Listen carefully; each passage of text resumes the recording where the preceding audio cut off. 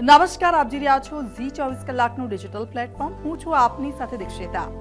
આજે જેમ જેમ સમય બદલાઈ રહ્યો છે તેમ તેમ લોકો મોડા લગ્ન કરી રહ્યા છે. એક સમય એવો હતો કે જ્યારે લોકો સમયસર લગ્ન કરી લેતા હતા અને ઘરના વડીલો આ કામની જવાબદારી લેતા હતા.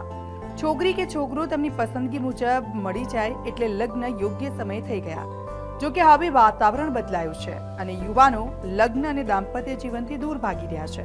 તો આવી સ્થિતિમાં તેમને લગ્ન માટે મનાવવા માટે તમામ પ્રયાસો કરવામાં આવે છે. અત્યાર સુધીમાં તમે લગ્ન માટે પરિવાર અને સંબંધીઓ તરફથી દબાણ કરતા હોય એવું સાંભળ્યું હશે અને તેનો અનુભવ પણ કર્યો હશે. પણ જો તમને પ્રેમ કરવાના પૈસા આપવામાં આવે તો હવે તમે કહેશો કે આવું કઈ રીતે બને? તો આ વાત સાચી છે અને આ ઓફર આપી રહી છે ચીનની એક કંપની. તો પાડોશી દેશ ચીનમાં એક કંપની પોતાના કર્મચારીઓને ડેટિંગ માટે પૈસા આપી રહી છે. આ સાંભળીને તમને થોડું વિચિત્ર લાગશે, પરંતુ ખરેખર આ દિલચસ્પ ઓફર આપવામાં આવી રહી છે. તો દક્ષિણ ચીનમાં એક કંપની તેમના કર્મચારીઓ માટે કામના સ્થળે ઓછું અને વધુ મેચ મેકિંગનું કામ કરી રહી છે. કર્મચારીઓની ખુશીને ધ્યાનમાં રાખીને તેમણે એવા તમામ પ્રયાસો શરૂ કર્યા છે કે જેથી તે લગ્ન કરવા માટે પ્રેરિત થાય. એક રિપોર્ટ અનુસાર શેનઝેનની કેમેરા કંપની Insta360એ એક આકર્ષક અને રોમેન્ટિક ઓફર કરી છે.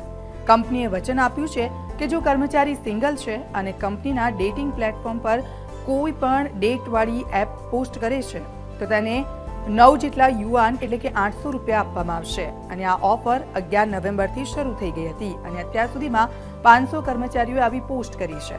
આ સ્થિતિમાં 1 લાખ રૂપિયાની વધારાની રકમનું પણ વિતરણ કરવામાં આવ્યું છે.